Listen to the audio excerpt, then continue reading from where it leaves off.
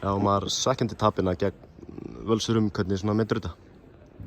Já, bara svekkjandi. Mér fannst við bæði skapa okkur fína sjansa í fyrri hálfleik til að komast yfir og vera að yfir í hálfleik. Fannst við þó betri færi fyrri hálfleiksins. Og svo eftir að við jöfnum, eins og segja, fannst mér aðeins gefa eftir, stíga aðeins tilbaka og gefa þeim mikið pláss sem að varð eðlilega til þess með þessi gæði í valsliðinu til þess að þeir komast yfir aftur. Svona heilt yfir þá samt sáttu með frammistöðuna?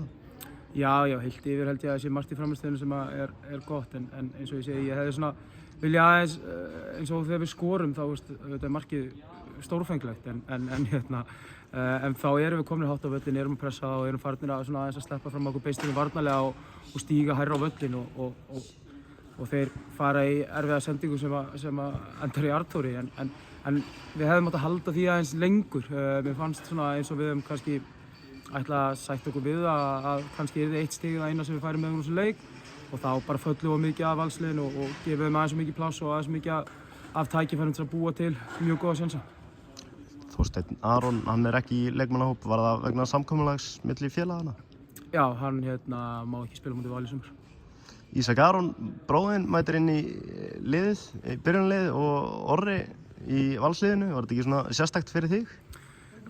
Jú, þetta var meira sérstakt í fyrra samt, það gerist náttúrulega í deildinni fyrra að bæði Orri og Ísak koma inn á í leiknum á Hlíðarenda, þannig að þetta var ekki alveg það var ekki alveg sama mómenti en þetta bara, stóðu sér báða vel og geta verið stoltir af sinni frammistöðu en ég er einhvern veginn, búinn að venjast ég aðeins meira að halda minna með honum, eitthvað sem ég hef gert allan sagði en ég er að komast upp að lagi með það að halda minna með honum í sinni baráttu með valsliðinu.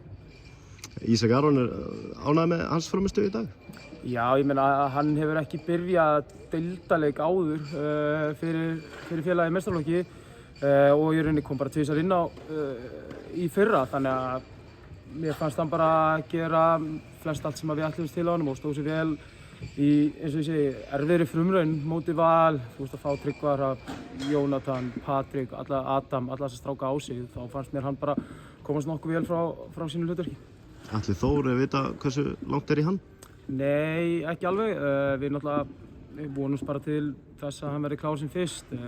Hvort það er fylkisleikurinn eða ekki, það bara næstu dagar verða bara að láta það koma í ljós. En það er ekki mjög langt, þannig að við sjáum til hvort það náist fyrir leikinu á móti Fylki. Síðan er auðvitað hörkuleikur á móti Fylki, þið mætti væntanlega gíra þér þangað? Jú, ekki spurning. Alltaf hörkuleikir á móti Fylki. Við barðumst við að vinna lengi deildina 22, vorum að berjast á svipuðum slóðum aftur í fyrra og erum að því núna, þannig að hörkuleikur sem við þurfum að vera vel undirbúnir fyrir. Takk hérlega. Takk.